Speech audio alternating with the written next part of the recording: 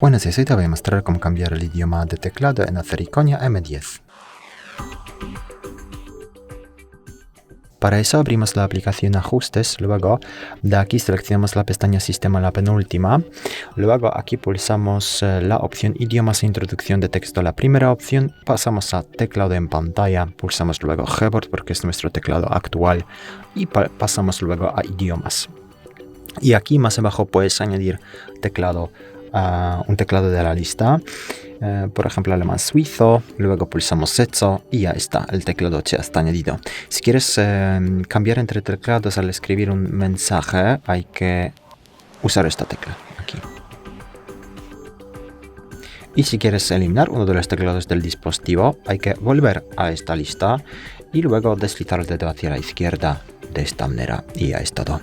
Muchas gracias por ver el vídeo. Te comentario abajo, suscribirte al canal. Hasta luego.